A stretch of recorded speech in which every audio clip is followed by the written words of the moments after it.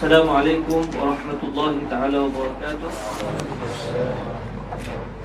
Alhamdulillahi rabbil alamin, wassalatu wassalamu ala sayyidina wa maulana Muhammadin al-karim wa ala alihi wa itratihi wa ashabihi ajma'in. Asyhadu an la ilaha illallah wahdahu la syarika lah wa asyhadu anna habibana wa sayyidana wa maulana Muhammadan abduhu wa rasuluh. Allahumma salli wa sallim wa zid wa barik ala habibina wa sayyidina wa maulana Muhammad wa ala ali sayyidina Muhammad. Amma ba'd. Alhamdulillah, syukur kita kepada Allah Azza wa Jalla. Dengan keizinan daripada Allah, kita dapat bertemu pada malam yang berbahagia ini, pada kelas pertama pengajian kitab Al-Waraqat bersama dengan sahabat-sahabat rahmati Allah SWT yang baru tiba di Mesir untuk sesi pengajian 2019-2020. Semoga Allah SWT memberkati semua yang hadir dan menjadikan kita semua di kalangan tokoh yang bakal memberikan sinar yang terbaik kepada Malaysia dan seluruh keilmuan biiznillah. Para hadirin yang dirahmati Allah SWT, kelas yang kita adakan ini bermula, saya kira sahabat telah hadir kelas bersama dengan Fadil Ustaz Khairul Anam dalam membaca kitab Nahu. Saya dipertanggungjawabkan untuk baca kitab Waraqat dalam usul fiqh. Ustaz Nazrul Nasir akan baca kitab Fiqh. Ustaz Syukri dipertanggungjawabkan untuk baca kitab Mantiq dan juga kitab Akidah. Madah-madah yang kita telah susun ini dibuat atas dasar kerana melihat kepada kebanyakan pelajar-pelajar Malaysia kita datang ke sini dalam keadaan mereka lemah dari segi penguasaan ilmu alat. Berbeza dengan sebahagian para sahabat kita daripada Indonesia contohnya. Mereka datang ke Mesir dalam keadaan mereka sudah pun selesai perbahasan-perbahasan ini, kitab-kitab ini sewaktu mereka di sana lagi. Saya tak nafikan mungkin di kalangan yang hadir telah pun mempelajari kitab-kitab ini sewaktu di Malaysia.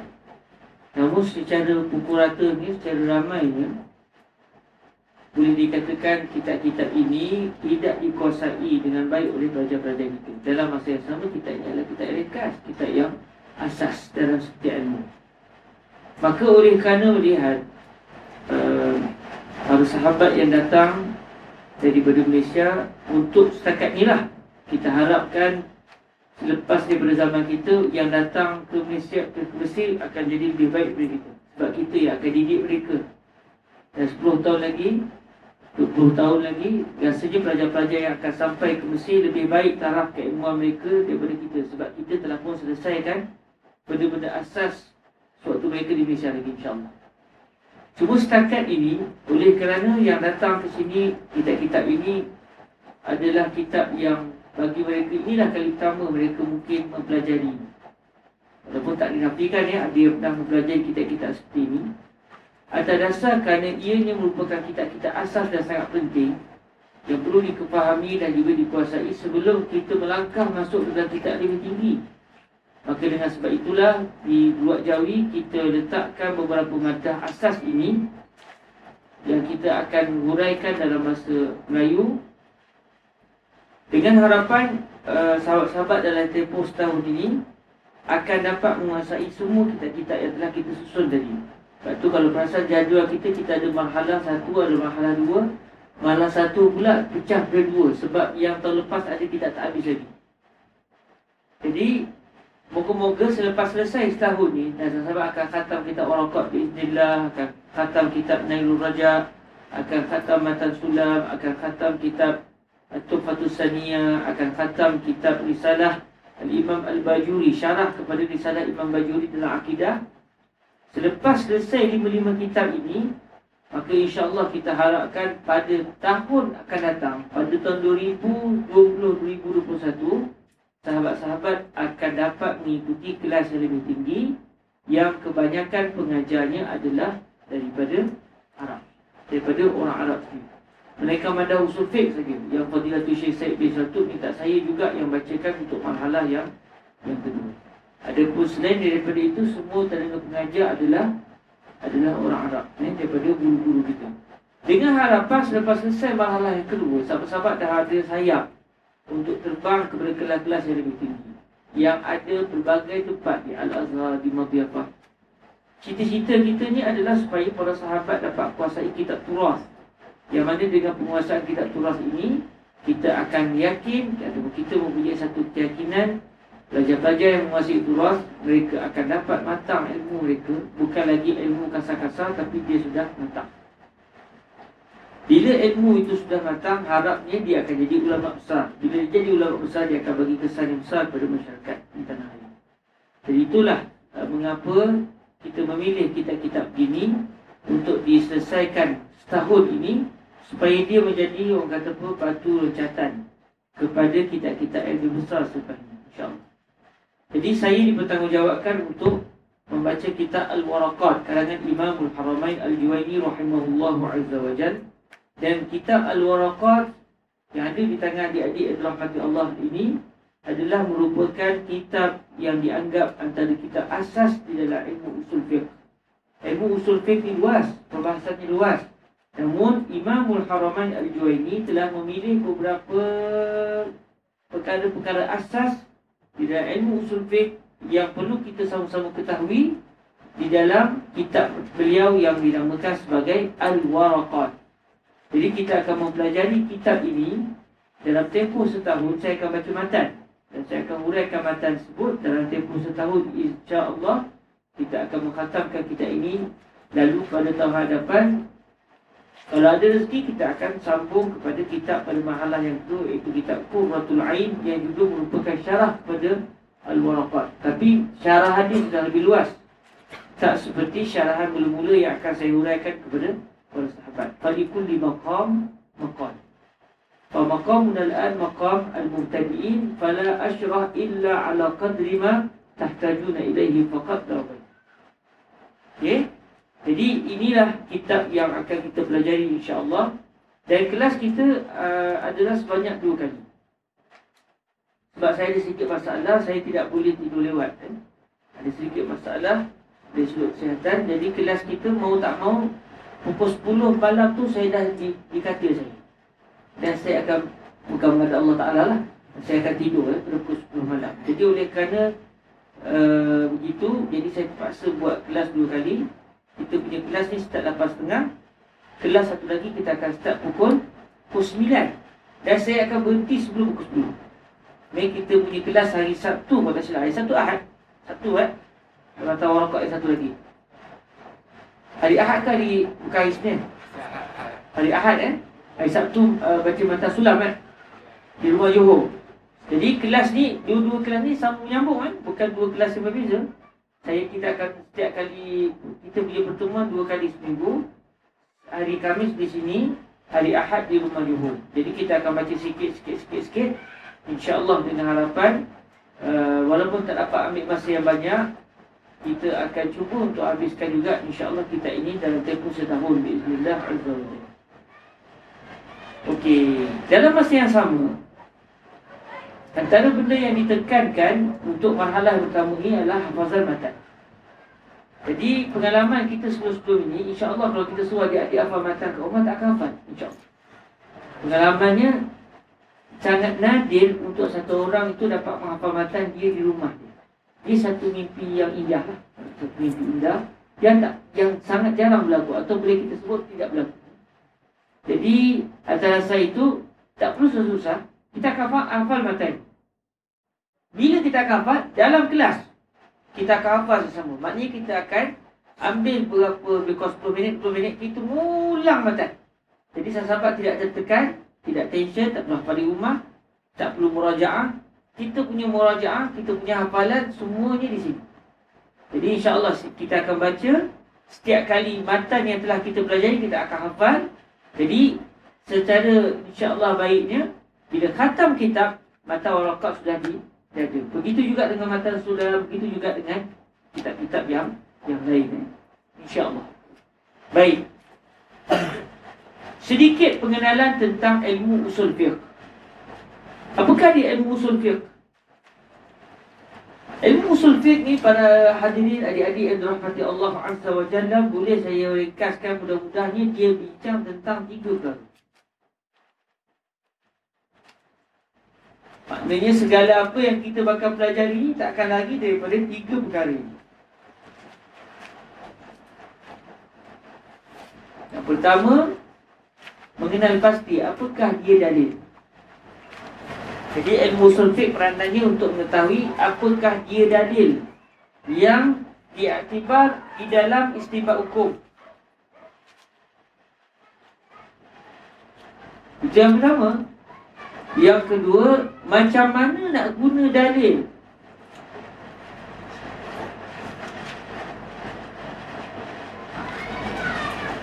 Dan yang ketiga, siapakah orang yang berhak menggunakan dalil. Ini je ilmu usul fiqh. 3 perbahasan. Apakah dia dalil? Macam mana nak cara guna dalil? Kalau dalil bertembung contoh, nak guna macam mana? Dia akan dibincangkan di sini. Dan yang ketiga, siapakah orang yang berhak menggunakan dalil? Kita berhak ke? Orang tanya soalan, nanti kejap saya nak buka Al-Quran, saya nak baca hadis, kejap nak tengok apa kata Nabi. Jadi dalam ilmu usul fiqh kita akan bincang siapakah orang yang mempunyai autoriti, kelayakan untuk menggunakan dalil di dalam mengeluarkan hukum hakam daripada dalil-dalil tersebut.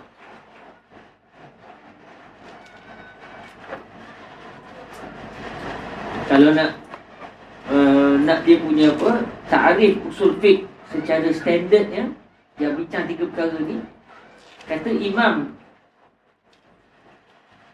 Al-Baydawi radhiyallahu ta'ala anhu, usul fiqh ni adalah ma'rifatu dalailil fiqhi ijmalan. Ma'rifatu dalailil fiqhi ijmalan wa kayfiyyati listifadati minha, wa kayfiyyah al-istifadati minha wa halil mustafid, wa hal al-mustafid. Ma'rifatu dalailil fiqhi ijmalan wa kayfiyyati listifadati minha wa halil mustafid. Inilah ta'rif usul fiqh yang saya sebut tadi. Apakah dia dalil, macam mengenal pasti apakah dia dalil, mengenal pasti cara menggunakan dalil, dan yang ketiga adalah mengenal pasti siapakah orang yang mempunyai kelayakan untuk menggunakan dalil. Jadi ilmu usul fiqh ni kita boleh kata dia adalah satu undang-undang yang perlu dipatuhi oleh seseorang mujtahid, seseorang faqih, seseorang yang sampai kepada kelayakan untuk istinbat hukum. Dalam dia nak istinbat hukum, apa dia punya undang-undang dia, apa dia punya peraturannya. Peraturan yang mesti diikut dinamakan sebagai usulul fiqh. Jadi undang-undang yang mesti diikut oleh seseorang faqih di dalam untuk dia mengeluarkan hukum hakam daripada Al-Quran, daripada hadis, daripada qiyas dan sebagainya. Undang-undang itu kita namakan sebagai usulul fiqh. Dia adalah qawaid di dalam mengenal pasti cara untuk istinbat hukum.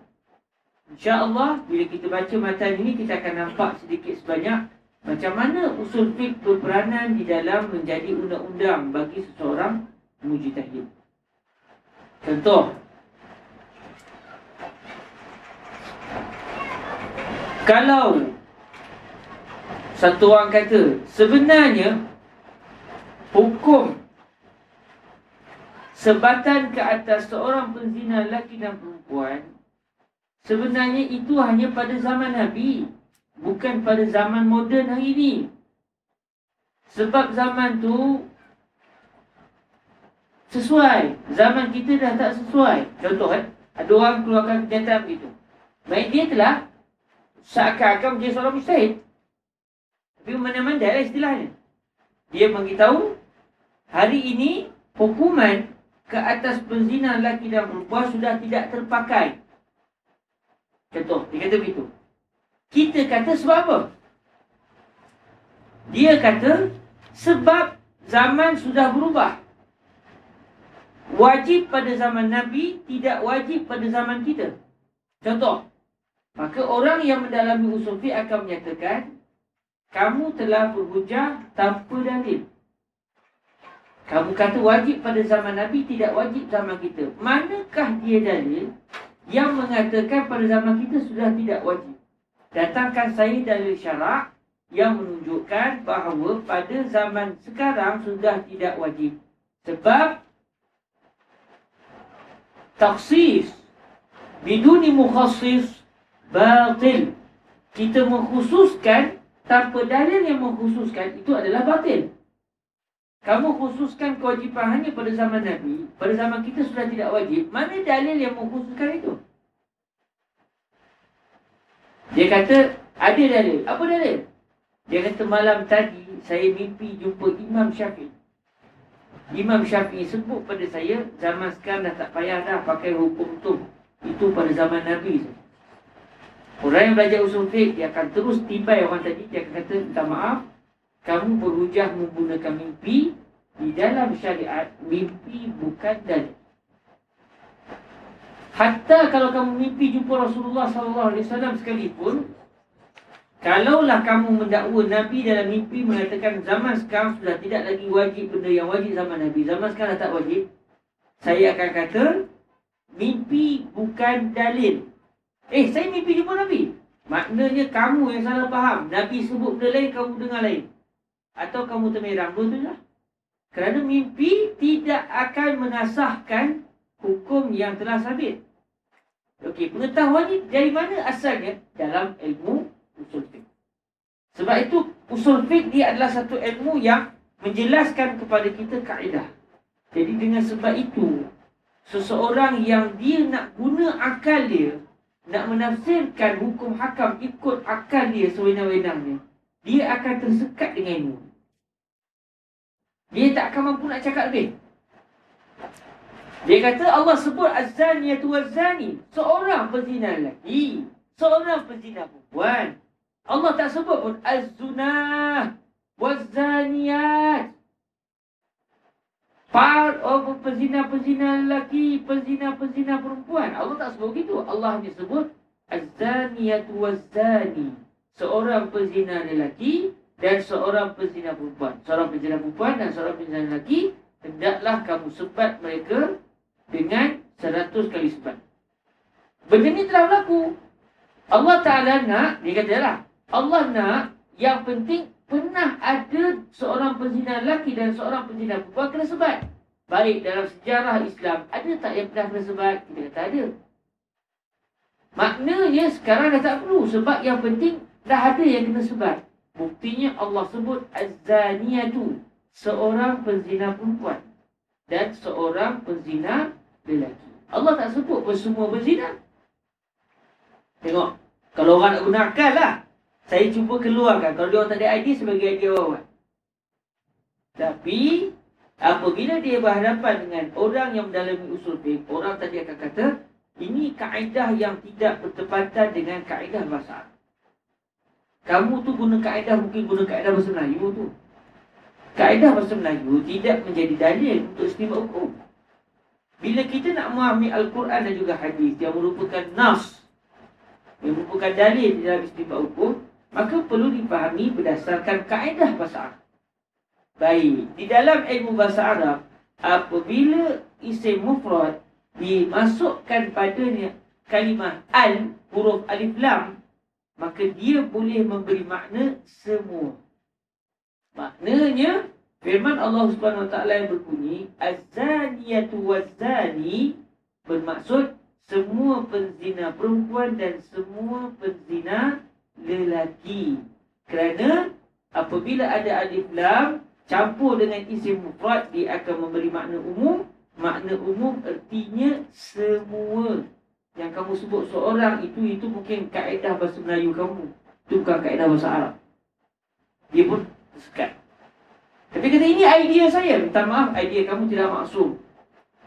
Kalau kamu nak memahami Al-Quran, kamu kena faham macam mana orang Arab pada zaman Nabi faham. Sebab kalau tidak, Al-Quran akan ditafsirkan sewenang-wenang. Nampak? Di kaedah usul fiqh, dia akan menjadi pembenteras kepada segala pemikiran sekular, segala pemikiran liberal yang kadang-kadang berusaha untuk memahami ayat Quran dan juga hadis ikut kepala otak mereka. Jadi ilmu usul fiqh ni adalah ilmu yang akan menjadi pendinding dan menjadi batasan di dalam mempertahankan syariat Allah Azza wa Jalla. Sebab tu ilmu ni penting.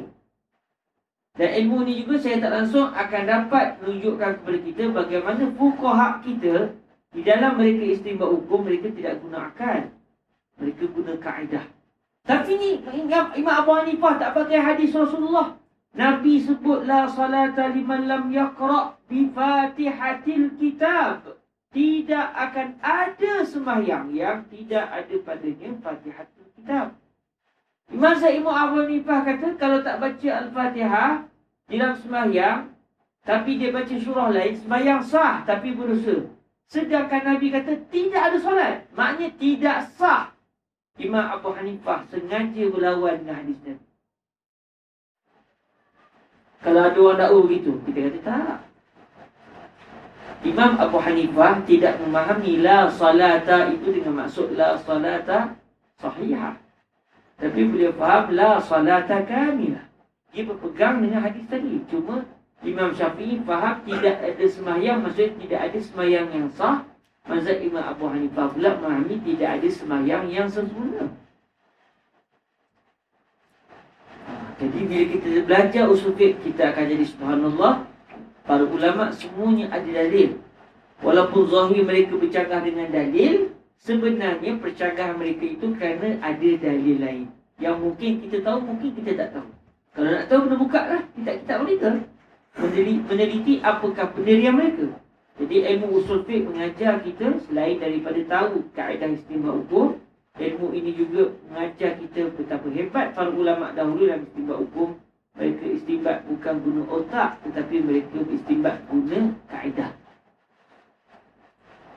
Jadi ilmu ni sangat penting dan perlu dihayati secara baik, kerana kata Fadilatul Syekh Said bin Syartul, usul fiqh dan fiqh adalah dua beradik, akhwat, syaqiqat.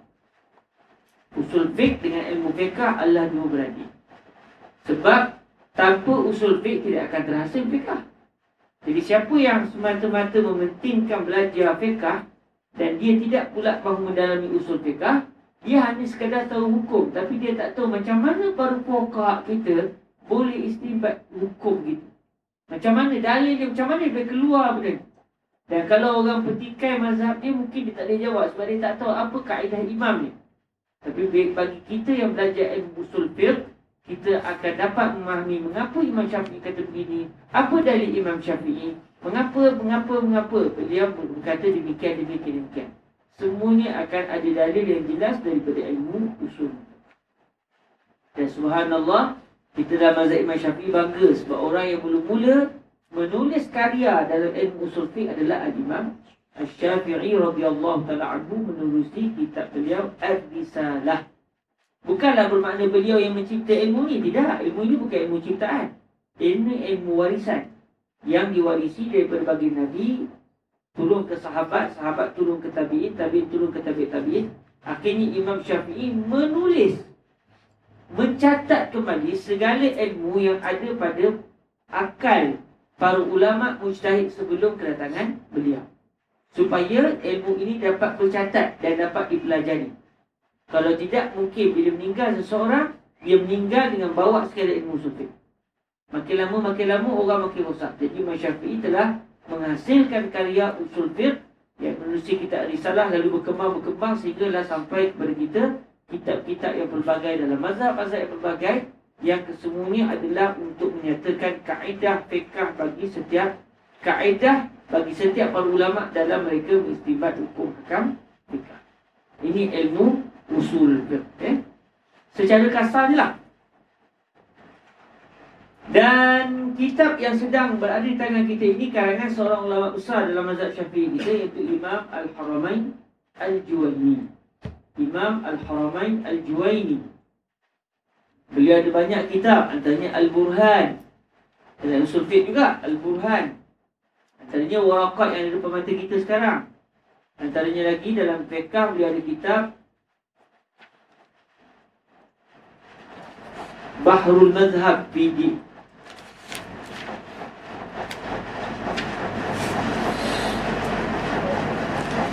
Fidirayatul Mazhab. Saya lupa nama tempat ini, tapi kitab tu besar, panjang betul kitab karangan Imam Al-Haramain, yang beliau menghuraikan kalam Sayyidina Imam Syafi'i. Ya Allah, boleh terungkup pula Betul? Saya hidup dalam sebut. Asalnya ada, saya sebut dalam mukadimah ini. Kita tengok mukadimah siapakah di Imam Al-Haramain Al-Juwaini.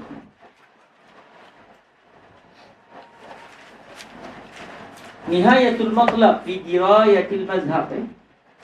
Nihayatul Matlab fi Dirayatil Mazhab. Ini adalah karangan Sayyidina Imam Al-Haramain Al-Juwaini yang panjang di dalam mazhab Sayyidina Imam Asy-Syafi'i. Baik, kita lihat pada pertemuan kali ini, kita cuba lihat siapakah beliau.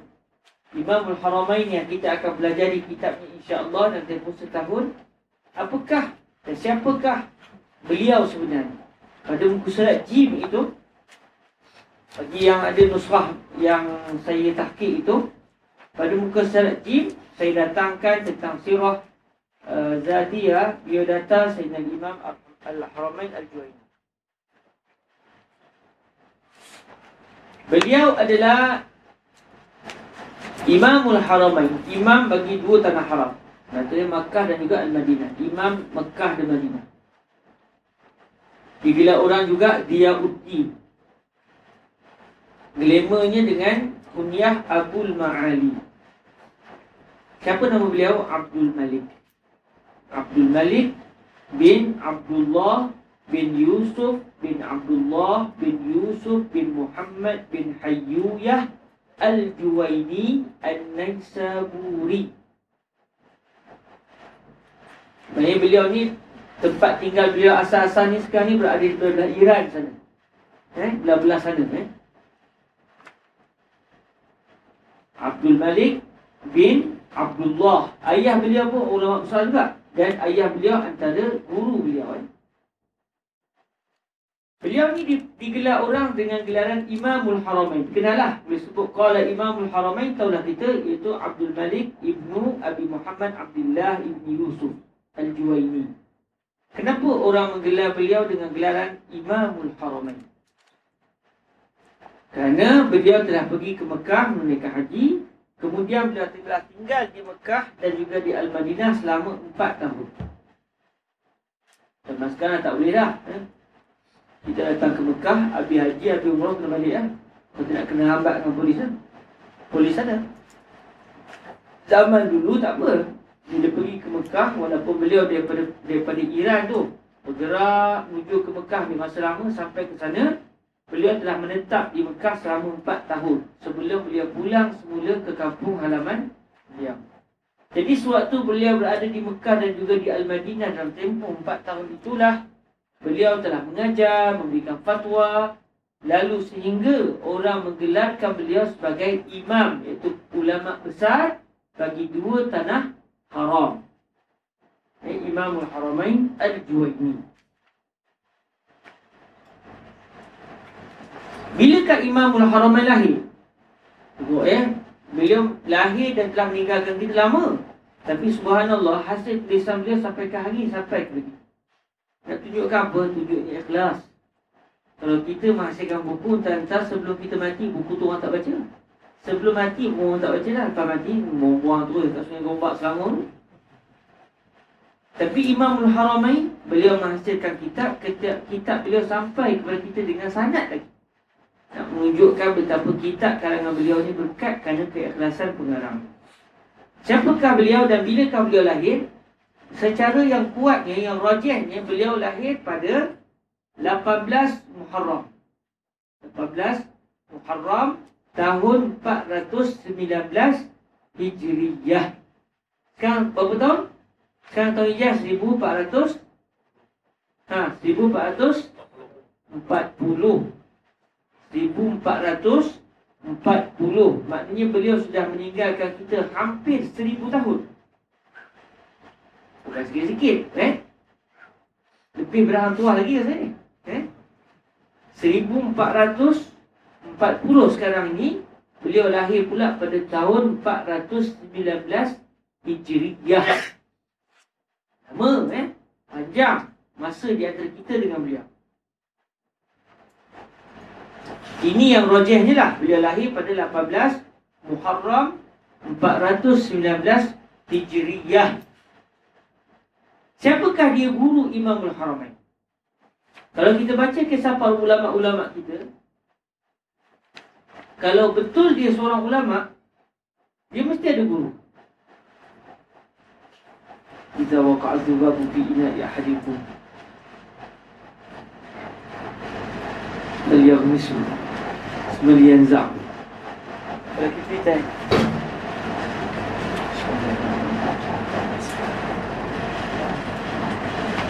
Sadaq Rasulullah sallallahu alaihi wasallam.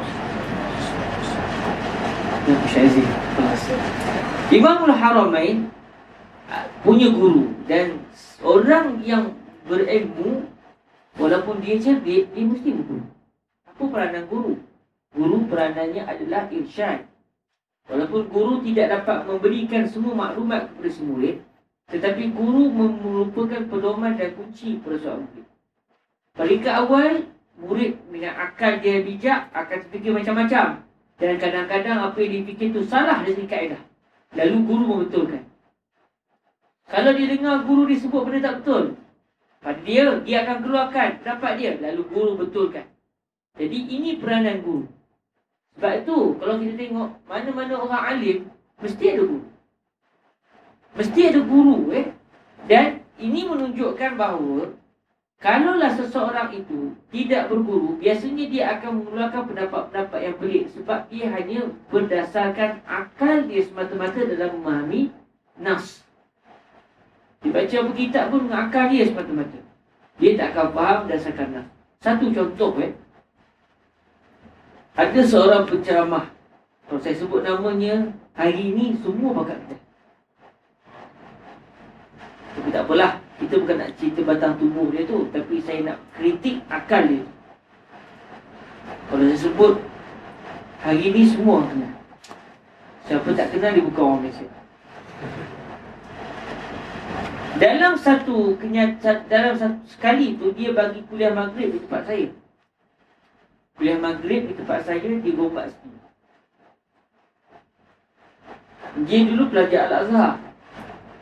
Dia belajar sekejap Azhar, sekejap tempat lain macam lah. Bila dia mengajar tu, akhirnya dia mula bincang tentang kisah apa yang berlaku dalam peperangan Badar. Perang Badar atau perang Uhud, saya terlupa. Tapi kisah ni masyhur, iaitu satu orang di kalangan tentera Islam yang Nabi menyatakan kepada para sahabat, dia ini adalah penduduk api neraka. Tak silap benda ni berlaku dalam perang Badar. Dia daripada tentera Islam. Zahir ni dia sahabat Nabi lah. Tetapi Nabi kata dia ini adalah daripada penduduk api neraka. Jadi ada seorang sahabat ikut. Bila dah dengar Nabi sebut begitu, maka ada seorang sahabat dalam perang tu, dia ikut lelaki tadi.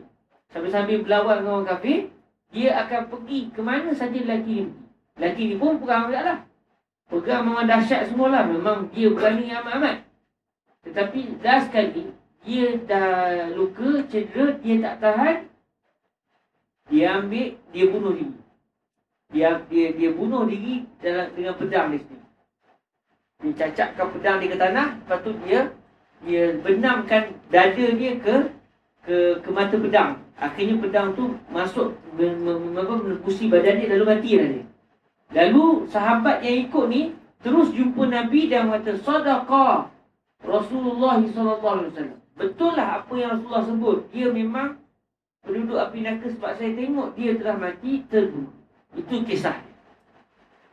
Akhirnya ustaz ni lah Dalam dia bagi kuliah maghrib, kebetulan saya ada masa tu, tak pergi mana. Saya dengar lah sekali. Dia kata, ni ada seorang ni, mangkuk ayun ni, boleh pula bunuh diri dalam perang. Saya dengar tu tak sedap hati dah. Sebab saya tak tahu status yang bunuh diri itu, adakah dia sahabat atau munafik. Sebab zaman Nabi yang bersama dengan umat Islam ni, bersama dengan Nabi ada dua je. Sama ada Muslim betul-betul atau pura-pura masuk Islam. Dipanggil munafik. Yang pura-pura memeluk agama Islam. Tapi Nabi tahu, Allah tahu dia pura-pura. Tapi oleh kerana dia tak dedahkan dia siapa, dia akan diselenggarakan macam jenazah orang Islam. Tapi dia akan berada dalam api neraka Allah kekal selama-lamanya. Sebab dia tipu. Dia nak tipu Allah dan Rasul. Konon-konon je lah. Zahir macam Islam. Sebenarnya dia tak masuk Islam pun. Tapi dia pura-pura. Jadi saya tak tahu apakah yang bunuh diri tadi termasuk di kalangan sahabat Nabi atau dia adalah seorang munafik. Tapi sahabat kita ni, dia boleh sebut mangkuk ayun. Ni mangkuk ayun seorang. Dia sebut begitu. Ditujukan kepada yang bunuh diri dalam perang sebut. Habis kuliah, saya pun, dah saya orang tempatan, saya ambil peluang untuk makan sekali lagi. Tolong juga kan. Dia makan sekali. Kalau kita yang ceramah, orang jemput. Tapi kalau kita tak ceramah, orang tak jemput. Tapi dah kita orang tempatan, kita pergi duduk dengan dia tu, imam kata, Ustaz, sini. Kita mau menunggu dia sebut sila tu. Bila dah sila sekali tu, saya tak nak malukan dia. Sebab macam-macam orang ada ni. Jadi saya pun bercakap Arab dengan dia dan dia pun balas dengan bahasa Arab. Bahasa kami pun sangat indah tapi saya hentam dia gila-gila. Tapi sambil senyum. Dia tahu lah saya hentam dia tapi baca-baca. Subhanallah. Saya kata, limaza qulta lahu innahu manku ayun. Hal huwa sahabi am la? Tapi dengan nada yang baik dah. Limaza qulta innahu manku ayun? Hal huwa sahabi am la? Ana syakhsiyan la adri. Walakin hal anta mutaakkid innahu munafiq hatta tattahim wa taqul innahu manku ayun? Bi kalam badhi misli hadzal kalam. Dia kata saya tak tahu. Lepas tu saya dengan senyum tapi saya maki pula. Saya kata, dalam masa kamu tak tahu dia sahabat atau tidak, kamu sebut dia mangkuk ayun? Kalau dia sahabat macam mana? Aina ihtiramuka bi sahabati Rasulillah. Tapi dengan suara lunak dan tersenyum dan pagi-pagi, Allah. Dia pun pandai dia balas gitulah dalam bahasa Arab dulu. Okeylah. Bahasa Arab kami lah, kokek-kokek gitulah kan. Lalu dia kata, tapi dia bunuh diri. Dan Nabi kata dia dalam api neraka. Maka layaklah untuk saya panggil dia mangkuk ayun. Saya kata kat dia, kalau dia seorang sahabat Nabi, walaupun dia bunuh diri, dia tetap sahabat Nabi dan dia tetap seorang Muslim. Orang Muslim tidak akan kekal dalam api neraka Allah selama-lamanya. Baik kalau dia masuk neraka sekalipun, satu hari nanti dia akan dikeluarkan api neraka Allah. Sebab orang Islam tak akan kekal api neraka. Dia kata mana boleh? Tapi dengan suara yang lembut. Kaif. Ar-Rasul qala innahu min ahli nar, fa kaifa yakhruj minan nar? Lalu saya kata, kamu ni belajar akidah? Tidak. Kamu tak belajar akidah? Nampak? Tengok dia tidak mempunyai guru yang menjadi pedoman untuk hidup dia. Dia banyak membaca, dia rajin baca tu dia baca ini, tapi dia tak ada guru yang memandu dia dalam akidah. Sampai perkara yang begitu senang, begitu asas dalam akidah, sampai tu pun dia tak tahu. Dia beriktikad bila Nabi kata dia itu ahlun nar, maknanya dia akan kekal api neraka Allah selama-lamanya. Siapa kata begitu? Kalau seorang mukmin mati sebagai seorang mukmin, fahuwa fi masyiatillah, insya'a afa'an wa insya'a aqabah.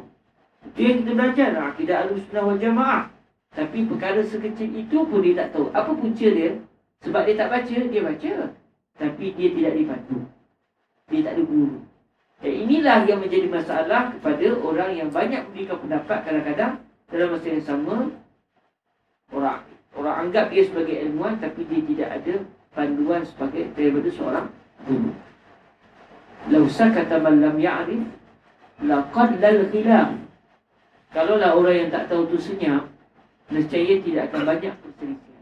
Tapi kadang-kadang sebab apa dia banyak di Perisian? Sebab yang tak pandai bercakap pun nak bercakap tak.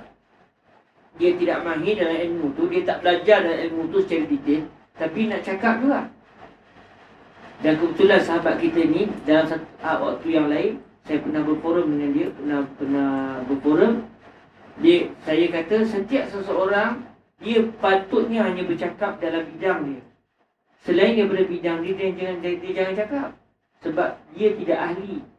Lalu sahabat yang sama ni dalam majlis yang lain selepas itu berkata kepada saya dalam majlis itu, saya tak setuju. Semua orang berhak cakap apa yang dia nak cakap. Nampak tak? Ikut otak dia semata-mata. Dan dia lari terus daripada kaedah disiplin ilmu yang kita pelajari dan kita timba daripada para ulama. Baik, siapakah dia guru kepada Imamul Haramain Al-Juwayni? Saya datangkan beberapa orang guru di sini. Yang pertamanya ayah beliau sendiri. Fadilatul Syekh Yusri bin Rushdi sering sebut kepada kami, ilmu ni perlu diwarisi pada ahli keluarga kita. Sebab tu bila kita baca sanad, kadang-kadang daripada seorang diriwayatkan hadis tu daripada ayahnya, daripada datuknya, daripada sekian. Maknanya berlaku kesinambungan ilmu dalam kekeluargaan seseorang. Dan ini yang perlu ada dalam diri kita. Mungkin di kalangan ramai-ramai ni ayah dia seorang tuan guru. Mungkin. Namun mungkin juga yang ayahnya bukan tuan guru. Bila kita telah belajar agama, pastikan ilmu Islam ni sampai pada anak kita. Jangan kita mengajar hebat-hebat tapi anak kita tak dapat manfaat dari kita. Imamul Haramain, guru beliau ayah beliau sendiri. Imam Fakhruddin Ar-Razi, guru beliau yang dipegang sungguh oleh beliau adalah ayah beliau sendiri. Maksudnya ayahnya orang alim, ajar si anak, akhirnya anak jadi orang alim. Ini adalah satu tanggungjawab bagi seseorang ayah apabila si ayah itu adalah orang alim. Dia kena pastikan anak-anak dia juga mendapat didikan Islam yang baik daripada asuhan dia sendiri. Baik, Imamul Haramain, guru beliau yang pertama adalah ayah beliau sendiri. Ayah beliau adalah Abu Muhammad gelaranlah kunyahnya, nama betulnya Abdullah bin Yusuf. Dan daripada ulama-ulama besar pada zaman beliau, di antara ulama besar pada zaman beliau sendiri. Siapa guru kepada ayah Imamul Haramain? Ayah beliau sendiri. Tengok, subhanallah. Mai datuk kepada Imamul Haramain, mengajar kepada ayah Imamul Haramain, lalu ayah Imam Haramain mengajar pula kepada Imam Haramain. Datuk sendiri adalah orang besar dalam ilmu Islam. Antaranya lagi kalau kita tengok ni Abu Tayyib As-Su'luki. Antara ulama besar dalam fiqh mazhab Imam Syafi'i, Abu Tayyib As-Su'luki adalah guru kepada ayah Imam Al-Haramain Al-Juwayni. Ini contoh Baik, siapa lagi guru kepada Imam Al-Haramain? Antaranya dalam Nusrat Dal itu Al-Syaikh Abu Abdillah Al-Khabbazi. Ini juga merupakan guru kepada Imamul Haramain Al-Juwayni.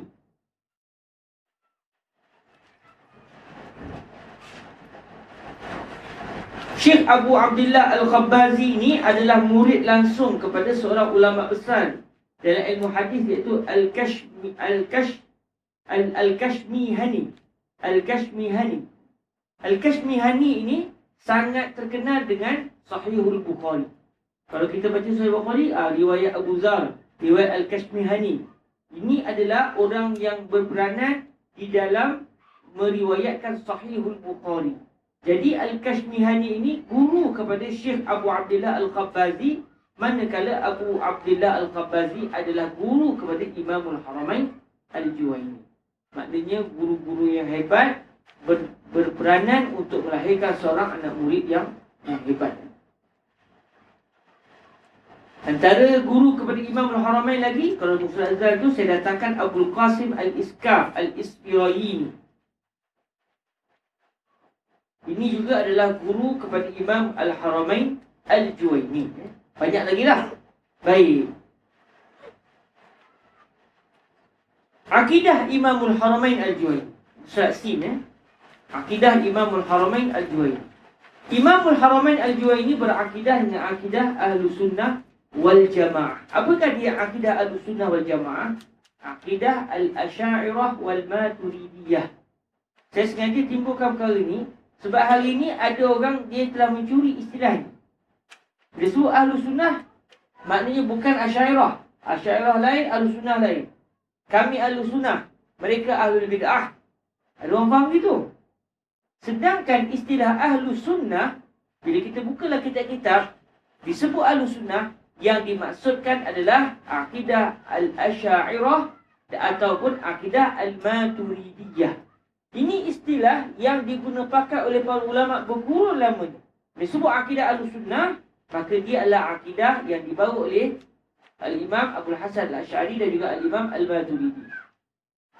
Tapi kalau hari ini sebagian orang menganggap akidah Ahlus Sunnah wal Jamaah ini bukan akidah Al-Asy'ariyah. Bagi mereka akidah Al-Asy'ariyah akidah yang sesat. Akidah yang betul adalah akidah salaf, akidah Ahlus Sunnah wal Jamaah. Para hadirin dirahmati Allah, insya-Allah nanti adik-adik akan belajar secara panjang lebar dalam ilmu akidah bersama dengan Ustaz Alhamdulillah. Oh, terlupa pula nama sahabat kita berjumpa tadi. Siapa sahabat yang akan mengajar nanti? Ustaz Syukri. Ustaz Syukri daripada Johor. Beliau akan menghuraikan tentang isu akidah, tentang akidah. Cuma secara mudahnya sebenarnya akidah as-salaf dan juga akidah as-salam dan juga akidah al-khalaf, sebenarnya kedua-duanya adalah akidah Ahlus Sunnah wal Jamaah. Cuma beza isu yang paling besarnya berlaku pada isu ayat sifat, isu ayat-ayat mutasyabihat. Ar-Rahmanu 'alal 'arsy istawa, contoh. Jadi ulama-ulama salaf mereka ada satu pendirian. Kebanyakan mereka, ada juga yang takwil. Kebanyakan ulama salaf, termasuklah 4 imam besar, Imam Abu Hanifah, Imam Syafi'i, Imam Malik, Imam Ahmad bin Hanbal, mereka ada satu pendirian, iaitu apabila Allah sebut sebarang ayat yang zahirnya bercanggah dengan hakikat ataupun zat Allah Azza wa Jalla. Contoh Allah kata Ar-Rahman 'ala 'arsy istawa. Istawa ada banyak makna, antara maknanya jelas. Kalau kita kata Allah duduk atas arasy, ini mustahil. Mustahil bagi Allah. Bila Allah kata yadullah, tangan Allah, mustahil bagi Allah ada tangan. Namun Allah sebut Allah ada yad, ada tangan. Sedangkan tangan dengan erti yang kita faham, anggota badan, mustahil sebab Allah tidak beranggota badan. Maknanya Allah guna kalimah yad, tetapi yang diinginkan oleh Allah bukan makna yad yang kita faham, tapi ada makna lain yang tidak bercanggah dengan akal. Adakah yad itu bermaksud kudrah, atau yad itu bermaksud sekian. Kata para ulama salaf, kami serahkan makna sebenarnya kepada Allah Azza wa Jalla. Tetapi setelah mereka menafikan mustahil Allah bertempat, mustahil Allah duduk di langit, mustahil Allah ada anggota badan. Tapi bila Allah sebut bagian yang zahirnya macam Tuhan di langit, Tuhan ada tangan, maknanya ada makna lain. Apa maknanya? Serah pada Allah Azza wa Jalla, yang kita kenali dengan akidah ataupun dengan metod at-tafwid. Serah pada Allah. Tetapi serah kepada Allah setelah mereka menafikan makna yang mustahil bagi Allah Azza wa Jalla. Adapun ulama khalaf, sebahagiannya atau kebanyakan besarnya, mereka disebabkan mereka berdebat dengan orang, dengan golongan Mu'tazilah, dengan pelbagai golongan. Zaman tu timbul macam-macam bid'ah dari segi akidah. Lalu ulama-ulama khalaf mengambil pendirian untuk setelah mereka menafikan mustahil Allah bertempat beranggota badan, bila Allah sebut ada satu kalimah yang zahirnya macam Tuhan ni seperti makhluk, setelah kita nafikan, mari kita cari apa makna tersebut. Jadi di sinilah beza di antara salaf dan juga khalaf. Salaf menafikan makna yang mustahil bagi Allah. Orang tanya, kalau itu apa maknanya? Kita serah ke Tuhan. Yang pasti makna tu tak macam yang kita faham. Mustahil Tuhan bertempat, mustahil Tuhan ada anggota badan, mustahil Tuhan ada tangan atau ada kaki, mustahil Tuhan berjalan, mustahil Tuhan turun. Ini semua benda mustahil sebab ini adalah sifat makhluk. Habis Tuhan sebut ada makna lain maknanya. Apa maknanya? Serah Tuhan. Macam alif lam mim, ada makna. Apa maknanya? Serah Tuhan.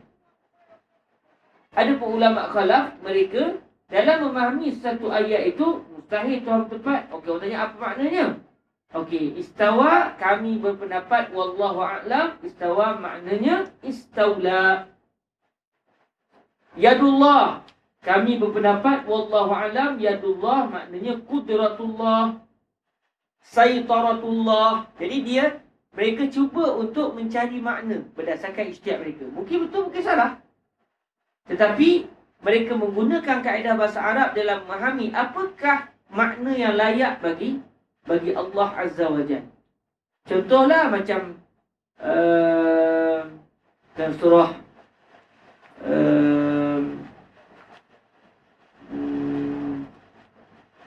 dia sama juga dengan Nabi.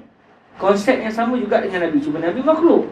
Tapi apabila kita mendapati ada kalimah yang tidak layak untuk baginda Nabi, mustahil kita istilahkan ataupun kita fahami ayat itu kepada baginda Rasul alaihi salatu wassalam.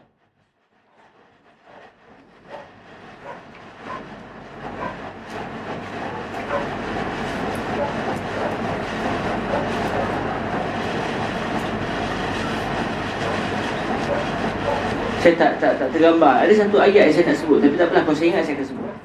Okey, itu adalah perbezaan di antara salaf dan khalaf. Perbezaan hanya dari segi manhaj, cara, kaedah. Namun kesemua mereka bersepakat bahawa mustahil Allah bertempat. Cuma cara dalam memahami itu berbeza. Tapi masih dalam ruang lingkup Ahlussunnah wal Jamaah. Sebab tu istilah Al-Asy'ariyah ni istilah itu kemudian.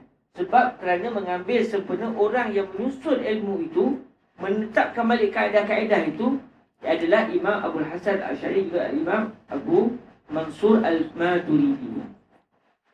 Jadi Imam Al-Haramain Al-Juwaini adalah berpendapat ataupun berakidah dengan akidah Ahlussunnah wal Jamaah, dan ini adalah akidah yang benar. Cuma biasa kalau kita tengok orang yang berpendapat dengan pendapat yang pelik sikit, dia berpendapat dengan pendapat yang zahirnya mentashbihkan Allah Ta'ala, mereka akan mendakwa Imamul Haramain di saat akhir hayatnya telah bertaubat daripada akidah akidah Asy'ariyah dan akhirnya telah menganut akidah Ahlussunnah wal Jamaah. Benda ni banyak berlaku. Simpulan ulama besar dalam mazhab akidah Asy'ariyah akhirnya di saat dekat meninggal dunia telah menukar mazhab. Imamul Haramain pun kena, Imam Fakhruddin Razi pun kena, macam-macam lagi para ulama yang kena. Imam Ghazali pun kalau tak silap ni dia orang pun kata begitu. Jadi sebenarnya kesilapan mereka adalah kerana apabila mereka mendapati para ulama ini di saat akhir hayat mereka, mereka lebih cenderung kepada akidah tafwid berbanding dengan akidah takwil. Sebab dah dekat nak meninggal, dah tak nak berdebat dengan siapa dah. Tapi masa hidup mereka terpaksa berdebat. Bila berdebat, kalau bawa akidah dengan metod ulama salaf, kalah debat kita. Yadullah, apa ni yad? Saya tak tahu sahabat Tuhan. Tak payah debat macam tu. Tapi di saat dalam masa yang sama, akidah yang mereka pegang, di saat akhir hayat mereka, mereka akan mengatakan sebenarnya yang lebih selamat adalah akidah salaf, iaitu serah kepada Allah. Sebab Allah yang sebut, Allah yang tahu maknanya. Adapun yang dipegang oleh khalaf, mereka berusaha untuk mencari, moga-moga itulah makna yang diinginkan oleh Allah Azza wa Jalla. Jadi sebenarnya dia adalah daripada satu metod ke satu metod, dan kedua-duanya benar. Dan kedua-duanya berada dalam akidah Ahlussunnah wal Jamaah. Namun disebabkan sebahagian sahabat-sahabat kita yang beraliran dengan aliran Salafi contoh atau aliran Wahabi pada hari ini, mereka nampak apabila para ulama ini tidak lagi menggunakan konsep takwil tetapi pergi kepada tafwid, mereka beranggapan inilah akidah Ahlussunnah wal Jamaah. Sedangkan kedua-duanya masih dalam ruang lingkup Ahlussunnah wal Jamaah. Dan yang meletihkan lagi, sebagian sahabat kita ini, mereka mendakwa bahawa Allah, bila Allah sebut Allah bertempat, Allah tempat. Cuma macam mana rupa tempat Allah lagi tahu. Bahaya Allah ada tangan. Allah ada tangan tu. Macam mana bentuk tangan Tuhan? Tuhan yang tahu. Yang pasti tangan Tuhan, bentuk tangan Tuhan tak macam bentuk tangan kita. Saya pernah berdebat dengan satu orang. Dia belajar di Madinah. Bila saya kata, ya akhi, Allah, kamu kata Allah bertempat. Dia kata, Tuhan sebut Ar-Rahman ala Arsy istawa. Saya kata, Arash tu dulu ada ke tak ada? Tak ada. Maksudnya semua makhluk tak ada. Main tempat pun tak ada. Maksudnya lepas tu Allah ciptakan tempat. Lepas tu Allah masuk dalam tempat. Kata tak payah bincang. Dia tak boleh nak bincang lebih banyak. Sampai benda tu dia mengakui bahawa Allah berubah. Daripada tidak bertempat, setelah Allah ceritakan tempat, Allah masuk ke tempat. Duduk kat atas aras. Dulu tak ada aras. Tak ada tempat, tak ada ruang. Allah boleh wujud tanpa tempat. Tiba-tiba Allah bila ada wujud tempat, Allah mula bertempat. Dia punya pendapat begitu. Saya tak payah bincang lah, saya tak boleh bincang lebih panjang. Saya ingat kamu akan senyap. Rupanya kamu nak juga mendakwa benda ni betul. Kamu mendakwa berlaku perubahan pada Allah, sedangkan taghayyur pada zat Allah itu mustahil. Sebab itu menunjukkan Allah tidak lagi qadim. Bahaya Jadi sebahagian mereka sampai ke tahap itu, wal-iyazu billahi min zalik. Jadi konsep kita apabila bertemu dengan ayat-ayat mutasyabih ini, wa kullu nassin aw hamat tashbiha aw wilhu aw fawwid wa rum tanziha. Semua nas yang menunjukkan seakan-akan ada unsur persamaan antara Allah dengan makhluk, awilhu, hendaklah kamu takwilkan, cari maknanya, atau kamu serahkan maknanya kepada Allah. Warum ay waqsid tanziha, hendaklah kamu meletakkan keinginan untuk mentanzihkan Allah, membersihkan Allah, mensucikan Allah daripada sebarang sifat yang tidak layak bagi Allah Azza wa Jalla. Jadi Imam Al-Haramain di saat akhir hayat beliau bersetuju dengan konsep tafwid. Lalu sebahagian sahabat kita berpendapat ini bukti Imam Al-Haramain telah meninggalkan akidah Al-Asy'ariyah dan kembali kepada akidah salaf salih. Sedangkan akidah salafus salih dengan akidah Imam Al-Asy'ari tidak berbeza. Kedua-duanya adalah akidah Ahlus Sunnah wal Jamaah. Dari segi mazhab fiqh Imam Al-Haramain, Imam Al-Haramain bermazhab dengan mazhab Imam Asy-Syafi'i radhiyallahu ta'ala anhu wa ardahu. Cukuplah kitab beliau yang terkenal Nihayatul Matlaq fi Dirayatul Mazhab, bukti betapa beliau sangat ahli di dalam mazhab Sayyidina Imam Asy-Syafi'i. Kalau dalam kusurat yang huruf sad itu, saya datangkan sanad Imam Al-Haramain dari segi fiqh. Imam Al-Haramain belajar fiqh daripada ayahanda beliau Abu Muhammad Al-Juwayni. Abu Muhammad Al-Juwayni belajar fiqh daripada Abu Tayyib As-Su'luki. Abu Tayyib As-Su'luki belajar fiqh daripada ayahanda beliau iaitu Abu Sahl As-Su'luki. Abu Sahl As-Su'luki belajar daripada Ibnu Khuzaimah. Ibnu Khuzaimah belajar fiqh daripada Ar-Rabi' Al-Muradi. Al-Imam Ar-Rabi' Al-Muradi belajar fiqh langsung daripada Al-Imam Asy-Syafi'i. Jadi memang beliau belajar tu secara bersanad. Dan sanad ini menunjukkan ilmu itu diwarisi secara tulis. Bukan ikut otak, tetapi melalui sanad, melalui perguruan yang sambung menyambung sampai kepada Sayyidina Imam Asy-Syafi'i. Sama juga dengan ilmu akidah, Imam Al-Haramain belajar akidah dan bersambung sampai kepada Abul Hasan Al-Asy'ari. Buku kalangan Imam Al-Haramain banyaklah. Kitab Waraqat, kitab Al-Aqidah An-Nizamiyah, kitab Asy-Syamil, Al-Burhan. Ini di antara kitab-kitab kalangan Imam Al-Haramain Al-Juwayni. Antara ucapan Imam Al-Haramain yang saya petik dalam mukaddimah tahqiq ini, kata beliau, ana la anam wa la akul adatan. Saya tak makan dan saya tidak tidur secara adat. Maksudnya saya tak ada adat khusus. Pukul jam sekian-sekian kena tidur. Jadi saya tak boleh lah.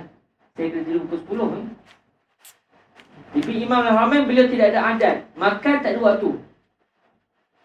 Kata beliau, wa innama anamu idza ghalabani naum. Saya hanya akan tidur bila saya sudah mengantuk sangat-sangat. Lailan kana au nahara. Tak kira siang, tak kira malam. Maknanya selagi tak mengantuk, selagi itu beliau tak akan saja-saja nak baring-baring. Wa akulu idza ishtahaitu ta'am ayya waqtin kan. Saya hanya akan makan bila saya sudah nak makan. Selagi tak ada rasa nak makan, selagi itu saya tak ada kerja, nak unyang-unyang, budak-budak tak ada. Ini Imam Al-Haramain.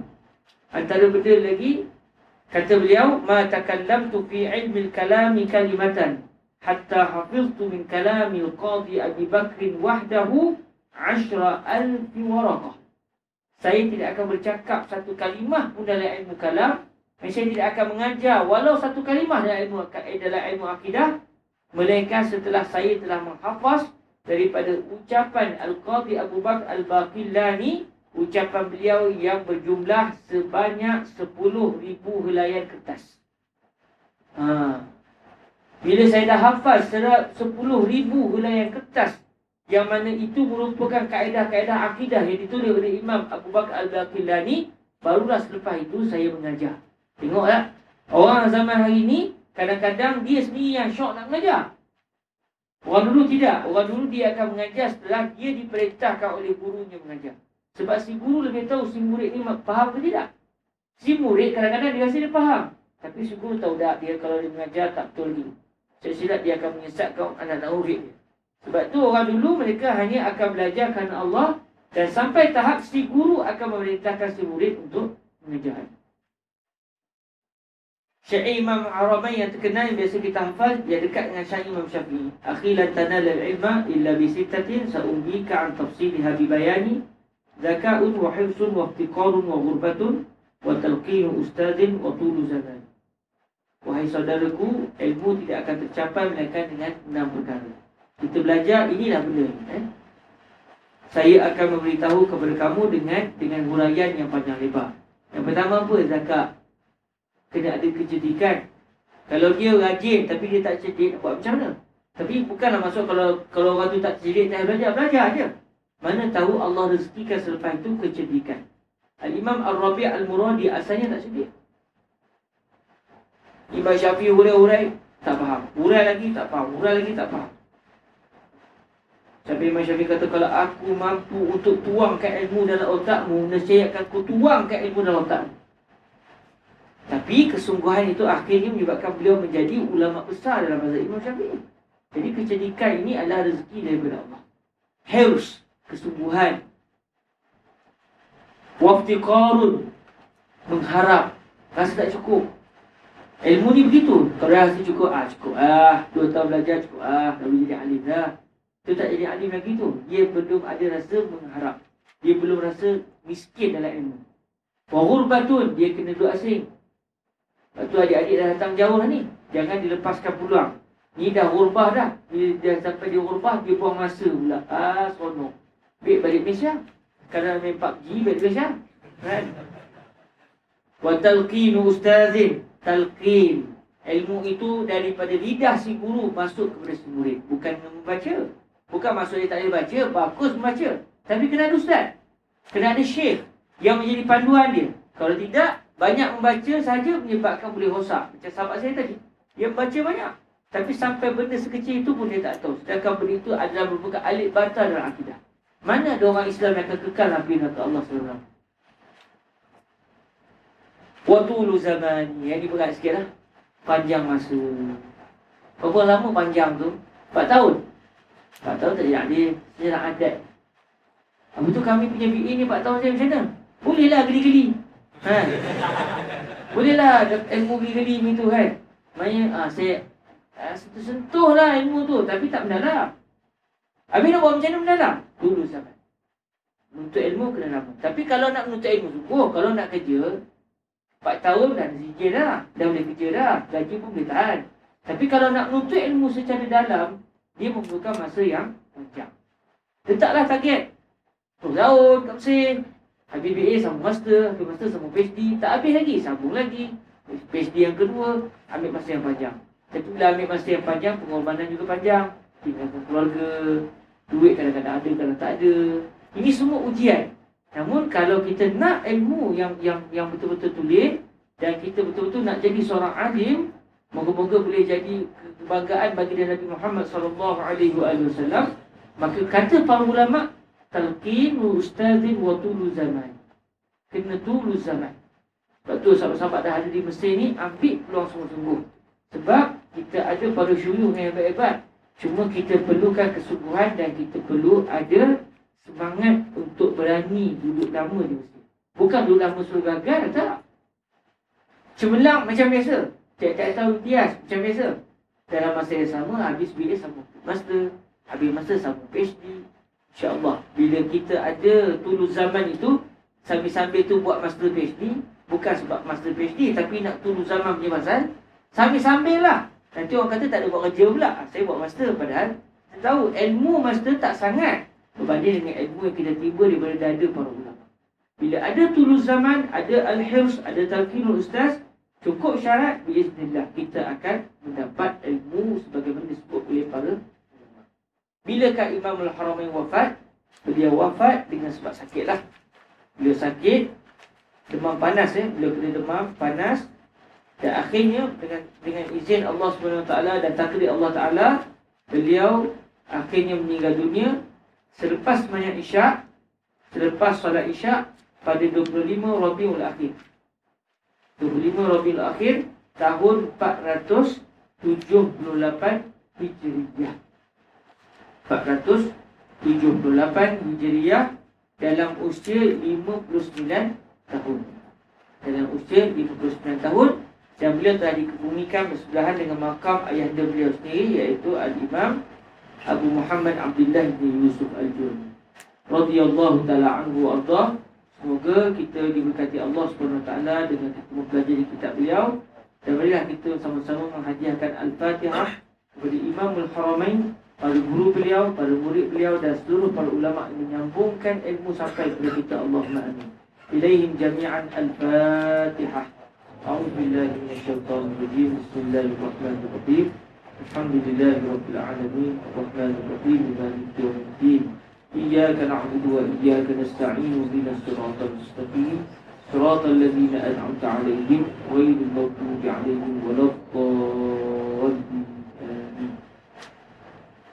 Semoga diberkati Allah, ada rezeki kita akan bertemu pada hari Ahad depan di rumah Johor.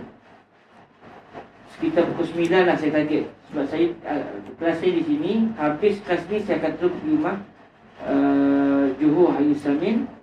Jangkaan saya akan sampai pukul 9. Tapi yang pasti sebelum pukul 10 kita dah berhenti. Main kelas sekejap je hari Ahad.